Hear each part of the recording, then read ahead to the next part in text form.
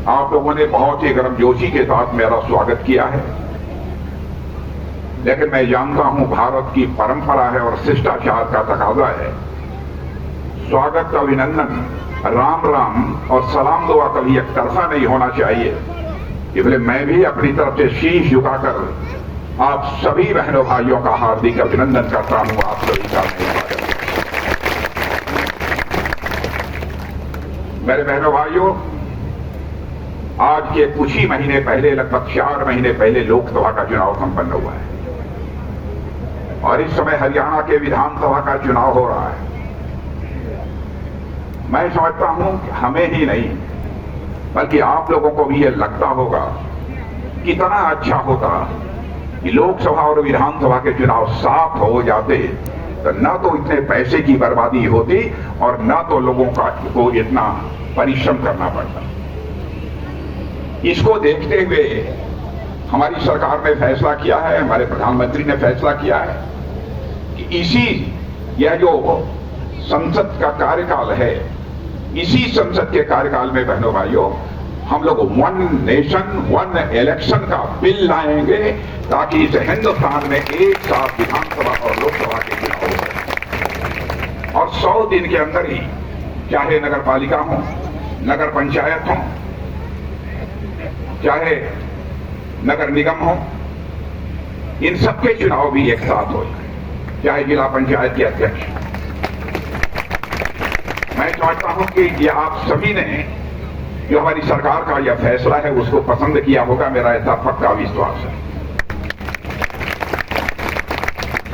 जहां तक हरियाणा की धरती का प्रश्न है, बहनों भाइयों, केवल हरियाणा के लोग नहीं, केवल दिल्ली के लोग नहीं, सारे हिंदुस्तान के लोग इस सच्चाई को जानते हैं कि हरियाणा की धरती यह किसानों की ही धरती नहीं है, बल्कि सीमा की रक्षा करने वाले यह जवानों की भी धरती है। यहां का किसान मेहनतकश है, मेहनती है। शायद ही ऐसा कोई गांव हो जहां कोई न कोई सेना का जवान न मिल जाए अथवा बड़ी संख्या में सेना के जवान न मिल जाए। मुझे बताया गया है कि जितने लोग यहां पर मौजूद हैं, इनमें अधिकांश लोग ऐसे हैं जिनके परिवार का कोई न कोई सदस्य इस समय भारतीय सेना में अपनी सेवाएं दे रहा है। बहनों भाइयों, जो औलाद आपने पैदा की है, भारत की सीमा की रक्षा के लिए जिस औलाद को आपने सेना में भेजा है, मैं उन्हीं के दमखम के आधार पर आपको भरोसा दिलाता हूं कि दुनिया की कोई ताकत भारत की ओर आंख उठाकर देखने की जरूरत नहीं कर सकती है। मेरे मैं हरियाणा के पानी से भी अच्छी तरह परिचित हूं, हरियाणा के रहने वाले लोगों के खून से भी अच्छी तरह परिचित हूं। हरियाणा के लोग देश और समाज के हित के लिए संघर्ष करना जानते हैं और यह परंपरा साल 2 साल 10 20 25 वर्षों में प्रारंभ नहीं हुई है, बल्कि इसी हरियाणा में कुरुक्षेत्र की धरती है मैं बहनों और भाइयों, जहां पर युद्ध हुआ था और भगवान कृष्ण ने भी गीता का संदेश यदि दिया था तो कुरुक्षेत्र में दिया था। 2024 के इस चुनावी क्षेत्र में मैं मानता हूं बहनों भाइयों, यह लड़ाई है तो इस बात की लड़ाई है कि हरियाणा राज्य का विकास सर्वाधिक तेजी के साथ कौन सी राजनीतिक पार्टी करेगी। और ऐसी राजनीतिक पार्टी चाहिए, ऐसा मुख्यमंत्री चाहिए जिसके ऊपर एक भी भ्रष्टाचार के आरोप न लगे हों। ऐसा नेता चाहिए इस हरियाणा राज्य में।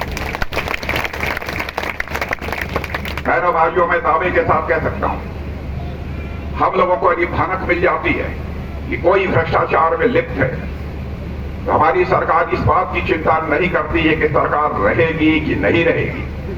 शतपट भ्रष्टाचार करने वाले के खिलाफ हम सख्त कार्रवाई करते हैं। यह है भारतीय जनता पार्टी का चरित्र, क्योंकि हमारी यह धारणा है राजनीति की जानी चाहिए तो केवल सरकार बनाने के लिए राजनीति नहीं की जानी चाहिए।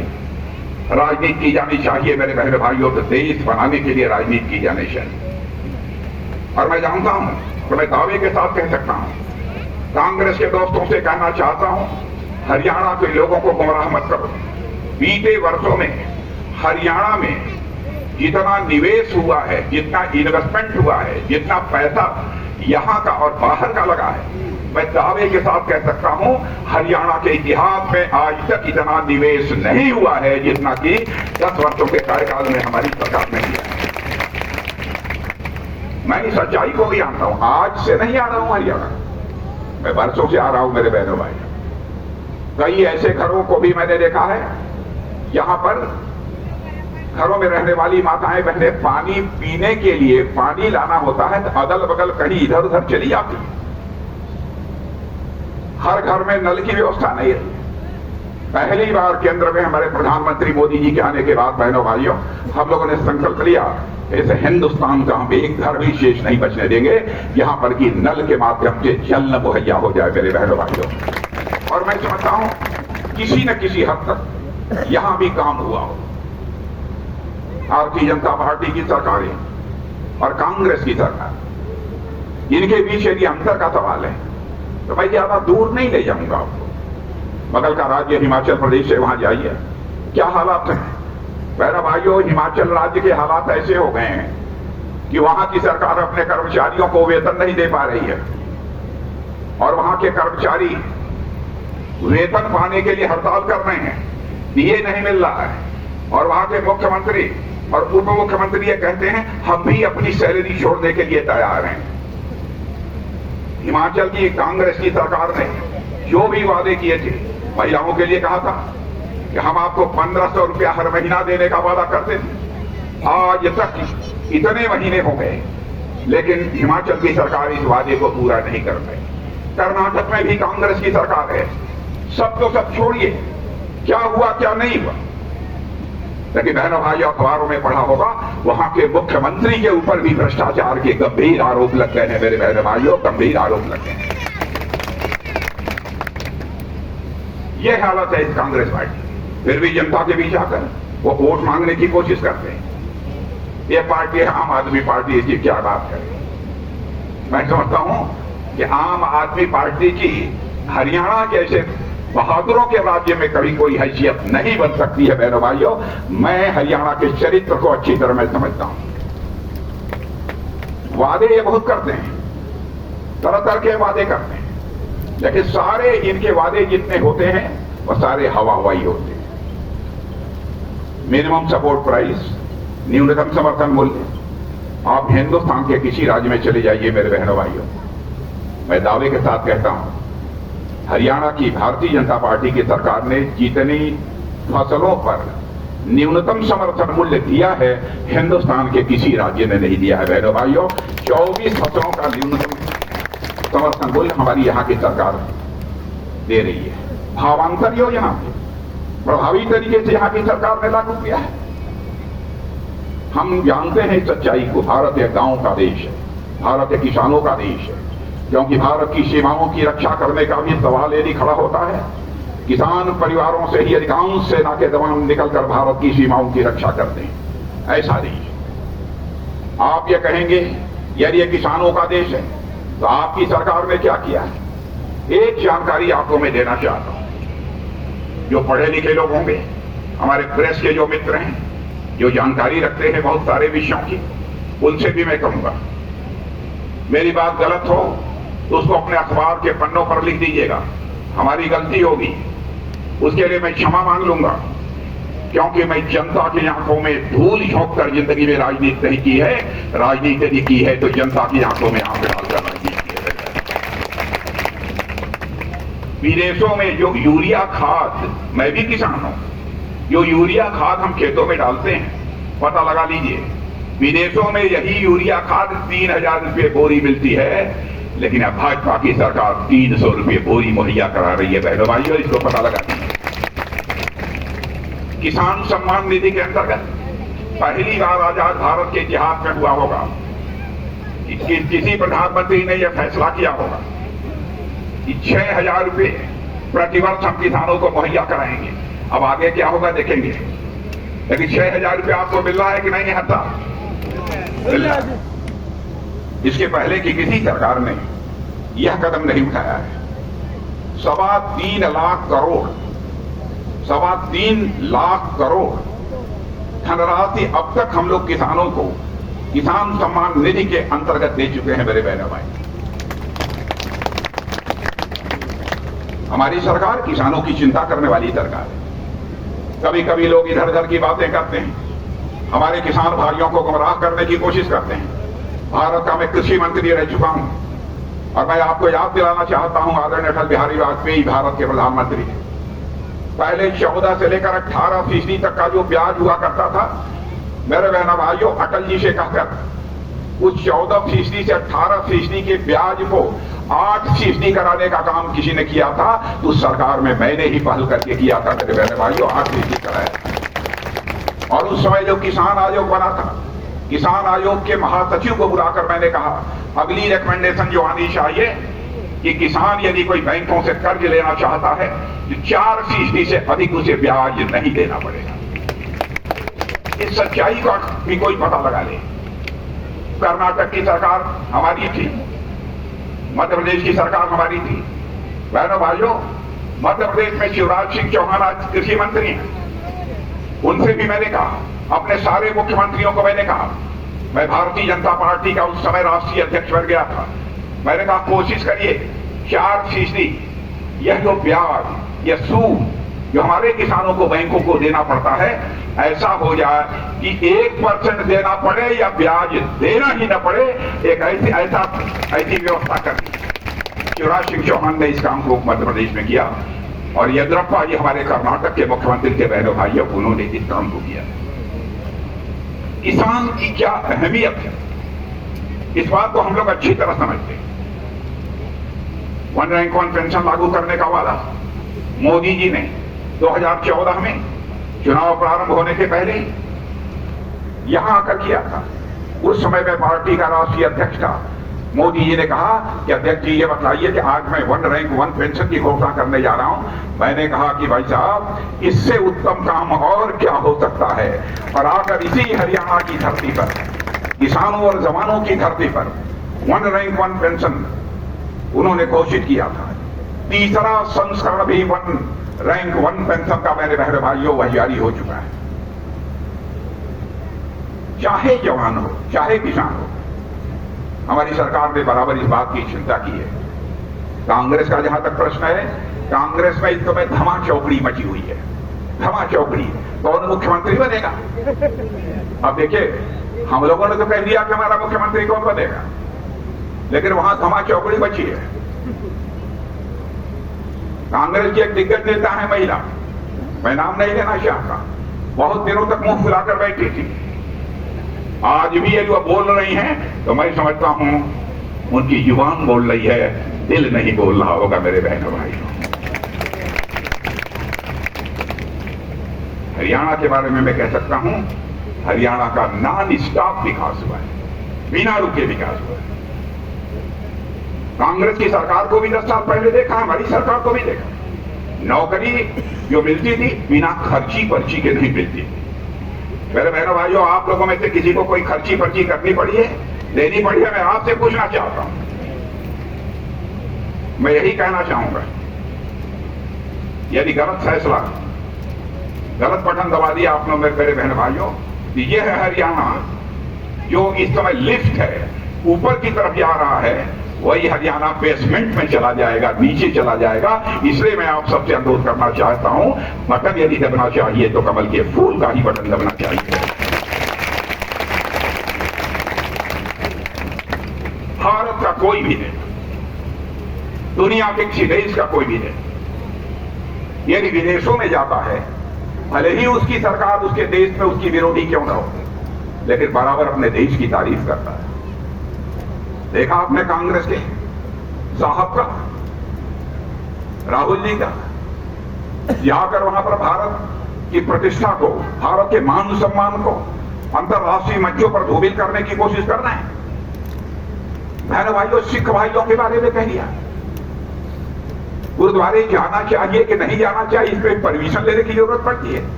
कड़ा पहने अथवा न पहने, इस संबंध में भी उनको विचार करना चाहते हैं। बहनों भाइयों, मैं उन्हें बताना चाहता हूं, सिख भाइयों का जो योगदान भारत में भारतीय संस्कृति को बचाने में है, बहनों भाइयों, उसको हम भारतवासी किसी भी सूरत में भूल नहीं सकते। आरक्षण के बारे में भी कह दिया, एक समय आएगा जबकि आरक्षण समाप्त कर दिया। बहनों भाइयों, जब तक यहां पूरा आर्थिक विकास नहीं होता, आरक्षण तो समाप्त करने छोड़िए, जो भी है, जो आरक्षण की व्यवस्था हमारी संवैधानिक व्यवस्था है, आरक्षण की व्यवस्था बहनों भाइयों नहीं समाप्त होगी। मैं आपको यकीन दिलाना चाहता हूं, जो कहकर जा रहा हूं वही होगा मेरे बहने भाइयों। इस कांग्रेस की हालत तो यह हो गई है, यह पांव पड़े कांग्रेस के तन बनता था। लोकसभा के चुनाव में इन्होंने एक अफवाह छिड़ दी, कहा कि साहब हम भाजपा की सरकार बन जाएगी, मोदी जी यदि आ जाएंगे सत्ता में तो भारत के संविधान में बदल देंगे, भारत का संविधान बदल देंगे। बहन भाइयों, झूठ बोलकर देश की जनता का समर्थन हासिल करना चाहते हैं। कौन नहीं जानता इस सच्चाई को? संविधान का 42वां संशोधन यदि किसी ने किया था, कांग्रेस की सरकार ने किया था, और संविधान की आत्मा को इन्होंने कुचल दिया और देशवासियों को यह गुमराह करने की कोशिश कर रहे हैं। ये कहां ले जाना चाहते हैं देश को? बहनों भाइयों, हमारा देश तेजी के साथ आगे बढ़ रहा है, तेजी के साथ आगे बढ़ रहा है। और मैं आपको यकीन दिलाता हूं बहनों भाइयों, ये हमारे देश की आगे बढ़ने की जो रफ्तार है, इसको दुनिया की कोई ताकत रोक नहीं सकती है। मैं आपको पूरा भरोसा दिलाता हूं। हरियाणा के बारे में एक तथ्य आपकी जानकारी में लाना चाहता हूं, इसका भी आप पता लगा लीजिएगा। यहां का हरियाणा का सकल घरेलू उत्पादन, यानी पूरा धन दौलत जिसे कहते हैं, सकल घरेलू उत्पादन, मोटी मोटी भाषा में मैं कह रहा हूं धन दौलत, हरियाणा की जीडीपी वह 2013-14 में 3,99,268 करोड़ रुपए हुआ करते। अब देखिए, हमारी भाजपा की सरकार में चाहे मनोहर लाल खट्टर रहे हों, चाहे नायब सिंह सैनी रहे हों, इसको बढ़ाकर 2023 में ही बहनों भाई लगभग 3 गुना कर दिया है। और मैं ये कहना चाहता हूं, यह सच न हो तो कांग्रेस से खंडन करें। हमारी सरकार ने क्या क्या नहीं किया है खिलाड़ियों को भी आगे बढ़ाने के लिए। मैं जानता हूं यहां सेना के जवान हो, यहां दिग्गज खिलाड़ी भी हैं जो अंतर्राष्ट्रीय मंचों पर जाकर अंतर्राष्ट्रीय खेलकूद में भारत का मस्तक ऊंचा करने का काम करते हैं। मैं आपको याद दिलाना चाहता हूं, 1972 के पैरालंपिक खेलों में एक जीतने वाला यहां का सेना नौजवान मुरलीकांत पेटकर को मोदी जी ने 36 साल बाद पद्मश्री देने का काम किया। कांग्रेस ने कभी नहीं किया। चौधरी चरण सिंह को भी भारत रत्न न तो कांग्रेस की सरकार ने दिया, न तो अन्य किसी सरकार ने दिया। पहली बार किसान मां की कोख से पैदा हुए चौधरी चरण सिंह को भारत रत्न, जो सर्वोच्च सम्मान होता है इस देश का, उससे नवाजने का काम यदि किसी ने किया था तो मेरे बहन भाइयों हमारी सरकार ने किया है। ये किस मुंह से बात करते हैं लोग? कांग्रेस के लोगों के अंदर जो हिम्मत है, 10 साल से हमारी सरकार के अंदर चल रही है, एक भी भ्रष्टाचार का आरोप लगाते। इन लोगों की भी हुकूमत आपने देखी है। मेरे बहनों भाइयों, शायद ही ऐसी कोई कांग्रेस की सरकार रही हो उसके मंत्रियों के ऊपर भ्रष्टाचार के आरोप न लगे हो। और इतना ही नहीं, एक सरकार तो कांग्रेस की ऐसी थी कि मंत्रियों के ऊपर भ्रष्टाचार के आरोप लगे और उन मंत्री रहते उन्हें जेल की हवा खानी पड़ी थी। बहनों भाइयों, भारत के इतिहास में करनी पड़ी। वो लोग हम सबको ये पाठ पढ़ाने की कोशिश करते हैं। ये क्या करना चाहते हैं? ये साथ दे रहे हैं भारतीय जनता पार्टी को। कांग्रेस के अध्यक्ष हैं, मैं उनकी बहुत इज्जत करता हूं। आयु में हम लोगों से बहुत बड़े हैं, 85-86 के या 84-85 जो भी उम्र हो। बहन भाइयों, मैं उनका खड़गे जी का, श्री मल्लिकार्जुन जी खड़गे, मैं उनका सम्मान करता हूं।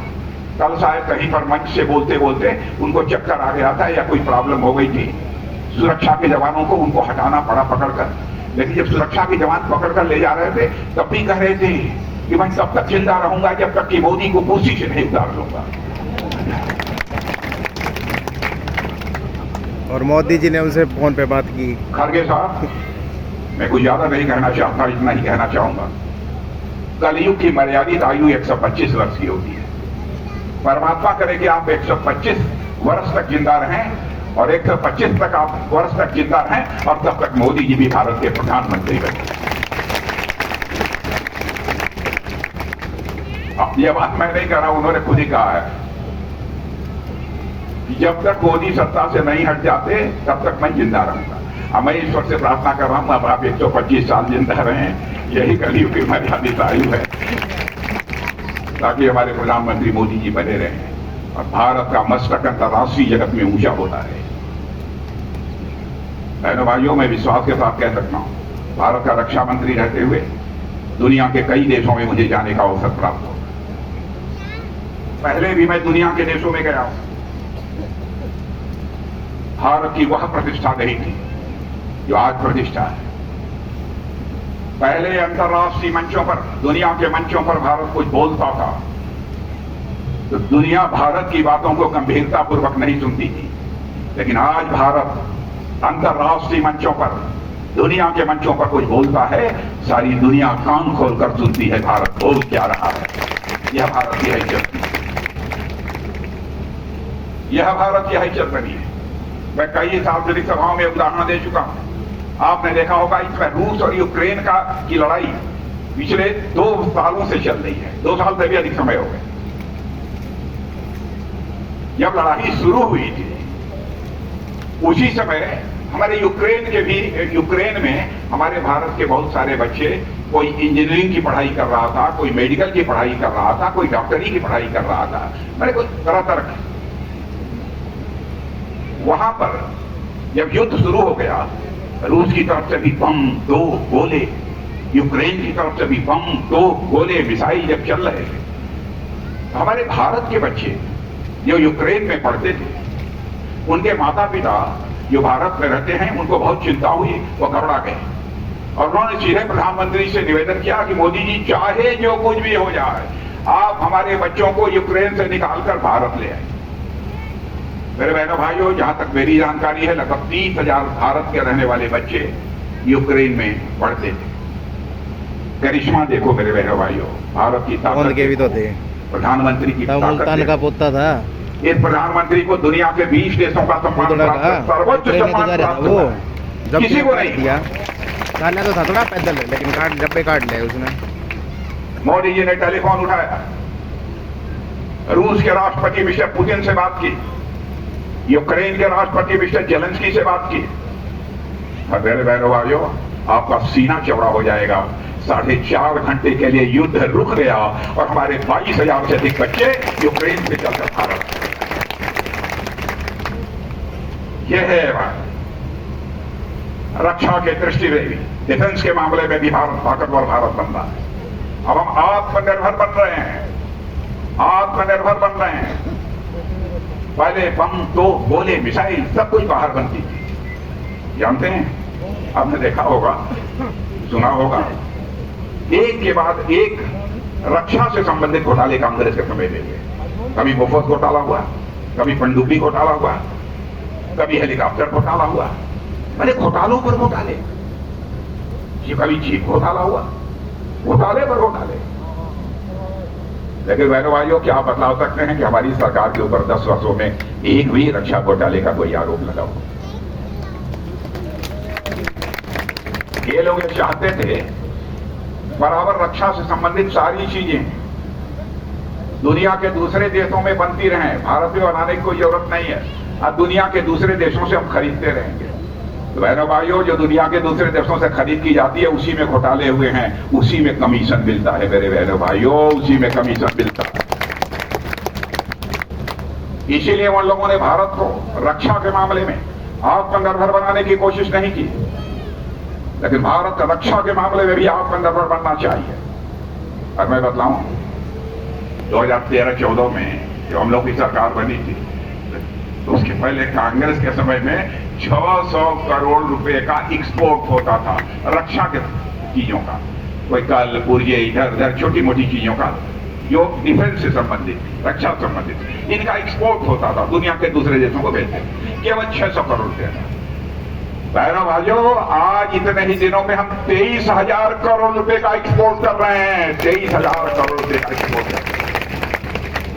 और 2029 और 30 आते आते बहनों भाइयों, बम तो गोले और मिसाइल भारत की धरती पर बन रहे हैं, आगे और तेजी के साथ बनेंगे। अब 2029-30 समाप्त होते होते मेरे बहनों भाइयों 50,000 करोड़ से ज्यादा का हम एक्सपोर्ट करेंगे। रक्षा के मामलों में भारत को पूरी तरह से आत्मनिर्भर बनाएंगे। इसलिए मैं आप सबसे अनुरोध करना चाहता हूं कि आपका भरपूर समर्थन मिलना चाहिए बहनों भाइयों। जहां तक यहां का प्रश्न है, हमारी सरकार ने क्या क्या वादे किए हैं आपको जानकारी होगी। सभी महिलाओं को, माताएं बहनें आप लोग सुन लेना, सभी महिलाओं को 2100 रुपया प्रतिमाह लाडो लक्ष्मी योजना के अंतर्गत मिलेगा। लाडो लक्ष्मी योजना 2100 रुपया। प्रत्येक परिवार का 10 लाख रुपए तक मुफ्त इलाज। आज जो 70 वर्ष के ऊपर हो गए हैं, पूरा सुन लीजिए, पूरे प्रत्येक परिवार का 10 लाख रुपया मुफ्त इलाज। 70 वर्ष के जो ऊपर हो गए हैं, हमारे प्रत्याशी सुनील सांगवान जी के पिताजी, जो भी आपके साथ बोल रहे हैं, अब इनका भी उसके 10 लाख के अलावा 5 लाख रुपए का मुफ्त इलाज इनका भी होगा। जितने भी 70 लाख 24 फसलों की एमएसपी पर खरीद का सिलसिला यह जारी रहेगा। मेरी माताओं बहनों, गैस सिलेंडर कितने में खरीदती हो आप मालूम है? गैस सिलेंडर कितने में मिलता है? 8 कितने में? अरे राम राम, 1000, 1100। अरे बाप, अब मेरे पास तो 500 रुपए में हर गृहिणी, घर की गृहिणी योजना के अंतर्गत 500 रुपए में सिलेंडर। क्यों? यही हुआ है ना, 500 रुपया में सिलेंडर देने का वादा हो, 500 रुपया में सिलेंडर मिलेगा। और ग्रामीण इलाकों में कॉलेज जाने वाली हर छात्रा को स्कूटर मिलेगा अथवा स्कूटी मिलेगा। हरियाणा के हर अग्रवीर को सरकारी नौकरी मिलेगी मेरे बहनों। ऐसे कई फैसले, मैं सारी चीजों की चर्चा करूंगा, बहुत लंबा समय लगेगा, इसलिए मैं कहना चाहता हूं, इस समय हरियाणा में जो नॉन स्टॉप जो डेवलपमेंट हो रहा है, नॉन स्टॉप जो विकास हो रहा है, बहनों भाइयों, उस पर फुल स्टॉप मत लगने देना, यही अपील करने के लिए आप सबके बीच में। और हमारे सुनील सांगवान जी, इनके दोनों बच्चे सेना में, आप ये कल्पना कर सकते हैं इस परिवार की कितनी प्रतिबद्धता है।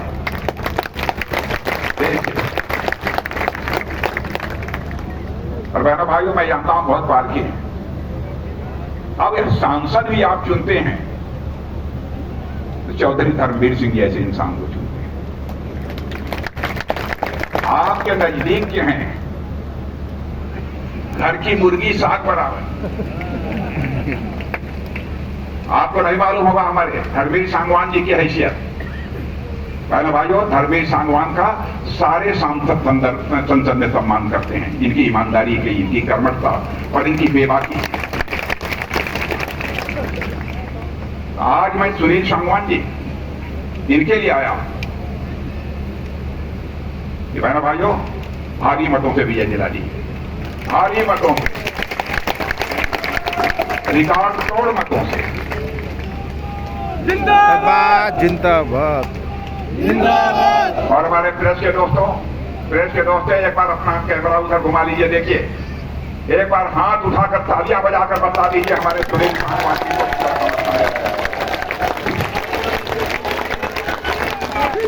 बजाते रहिए जब तक आपकी फोटो न हो जाए, बजाते रहिए।